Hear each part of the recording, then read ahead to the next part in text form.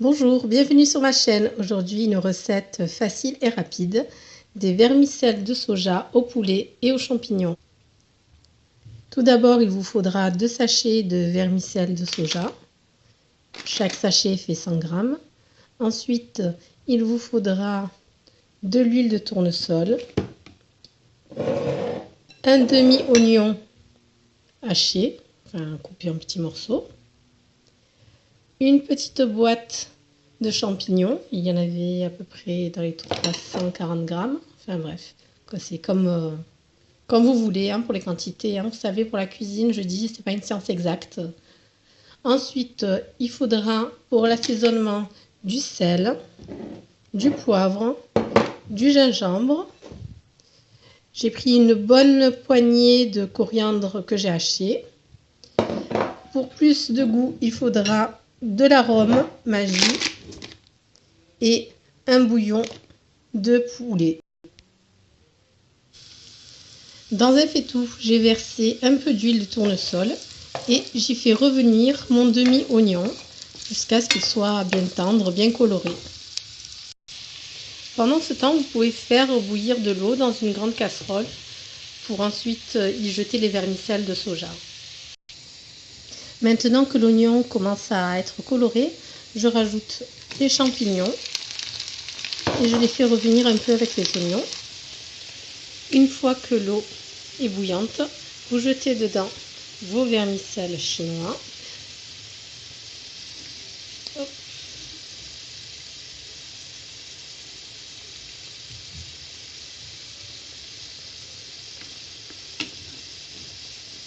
Voilà, vous éteignez le feu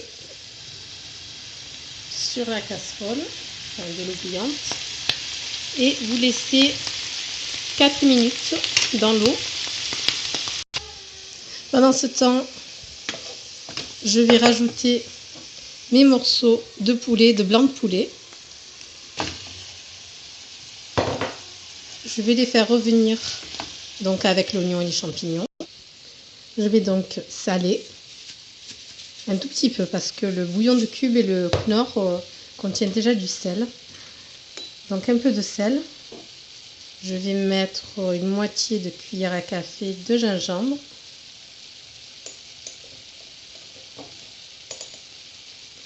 Un petit peu de poivre. Bon, je vais en rajouter un peu.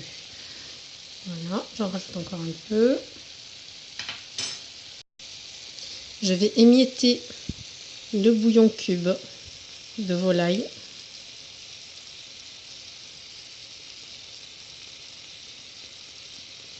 Voilà, et je vais venir remuer le tout.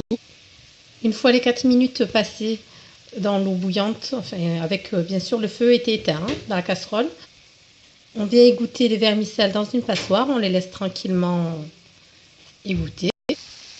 On continue bien évidemment à remuer le poulet. On ajoute la coriandre. Voilà, on continue à remuer pour pas que ça adhère, pour pas que ça brûle. Et on ajoute de l'arôme Knorr. Voilà, donc c'est selon vos goûts, hein, bien évidemment. Et on vient goûter, bien sûr, pour voir si c'est assez salé ou pas. Et on laisse mijoter jusqu'à ce que le poulet soit parfaitement cuit. Donc les vermicelles, comme je vous ai dit tout à l'heure, quand on les laisse reposer 4 minutes donc, dans l'eau, feu éteint bien évidemment, 4 minutes. Ensuite, on les met dans une passoire et on les rince à l'eau froide pour pas que les vermicelles collent. Ensuite, je les ai laissés égoutter et je les ai versés dans une assiette et je les ai coupés un peu à l'aide d'un couteau et d'une fourchette pour faciliter justement la dégustation. Surtout quand on a des enfants en bas âge, il vaut mieux les couper un peu. Voilà, maintenant je vais les rajouter donc au reste, au poulet.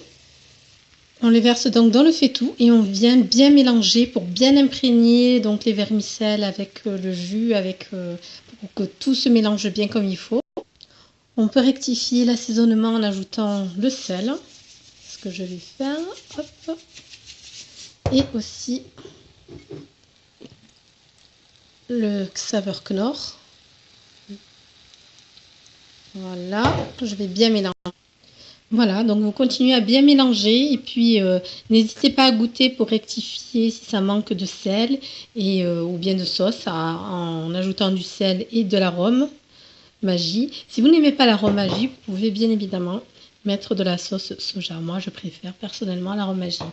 Voilà. Et ensuite, on laisse bien chauffer, on mélange bien. Et après, on peut servir et passer à table. Et voilà, bon appétit et à bientôt pour une nouvelle recette.